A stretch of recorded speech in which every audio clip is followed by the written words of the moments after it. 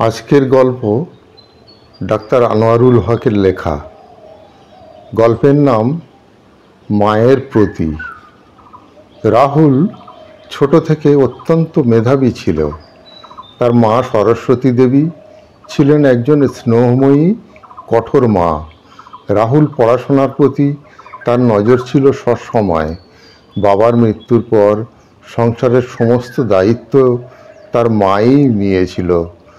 কঠোর পরিশ্রম করে তিনি রাহুলকে ভালো শিক্ষায় শিক্ষিত করেছিলেন। রাহুল বড় হলো, উচ্চশিক্ষা শেষ করে সে একটি নামকরা কোম্পানিতে কাজ পেল। শহরে নতুন চাকরি পাওয়ার পর রাহুল শহরের এক বড় ফ্ল্যাটে থাকতে শুরু করলো। সময়ের সাথে সাথে সে শহরের জীবনে অভ্যস্ত হয়ে গেল। মাকে রেখে সে শহরের চাকচিক্যে নিজেকে মগ্ন করে ফেলল। সরস্বতী দেবী গ্রামে একা একা দিন কাটাতে লাগলেন। ছেলের খোঁজ খবর পাওয়ার জন্য তিনি অপেক্ষা করতে থাকলেন, কিন্তু রাহুল ব্যস্ততার কারণে খুব ছোট্ট একটা ফোন করত না। একদিন সরস্বতী দেবীর শরীর খারাপ হলো। বয়স্কা মহিলা, একা থাকা আরও কঠিন হয়ে উঠল। গ্রামের প্রতিবেশীরা অনেকবার রাহুলকে ফোন করে জানালেন যে তার মা অসুস্থ। প্রথমে রাহুল কিছুটা উদাসীন ছিল, মনে করল মা তো সব সময় একটু আধটু অসুস্থ থাকে। কিন্তু যখন মায়ের শারীরিক অবস্থার অবনতি হতে থাকলো, তখন রাহুলের মন কেমন যেন অস্থির হয়ে উঠল। রাহুল তড়িঘড়ি করে গ্রামে ফিরে এলো। মাকে দেখে তার বুকের মধ্যে কেমন যেন একটা ব্যথা অনুভব করলো। মা অনেকটাই শুকিয়ে গেছেন, কিন্তু তার চোখে ছিল গভীর ভালোবাসা।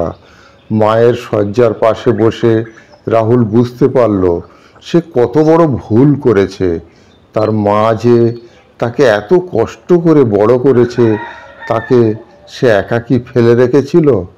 রাহুল তার মায়ের হাত ধরে বলল, মা, আমি অনেক ভুল করেছি। আমি তোমার প্রতি আমার কর্তব্য ভুলে গিয়েছিলাম। আমি ক্ষমা করে দাও মা আমাকে। এখন থেকে আমি সব সময় তোমার পাশে থাকব। মায়ের চোখে জল এসে গেল। তিনি মৃদু হেসে বললেন, তুই আমার ছেলে, তোর কোনো ভুল নেই। তুই আমার সুখের জন্যেই এত বড় হয়েছিস। এখন তুই আমার কাছে এসে যা, এটাই আমার সবচেয়ে বড় আনন্দ। রাহুল সিদ্ধান্ত নিল সে আর কখনো মায়ের প্রতি অবহেলা করবে না।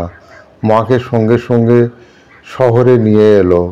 এখন রাহুল তার মায়ের সেবায় নিয়োজিত, যেন সেই ভুল আর কখনো না হয়।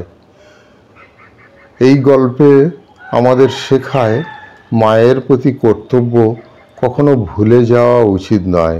মা সবসময় সন্তানের সুখের জন্য ত্যাগ স্বীকার করে, তাই সন্তানেরও উচিত মায়ের যত্ন নেওয়া, তাকে ভালোবাসায় আবদ্ধ রাখা। মা বাবা জীবনের সেই মূর্তি, যারা কখনো ফিরিয়ে দেওয়া যায় না।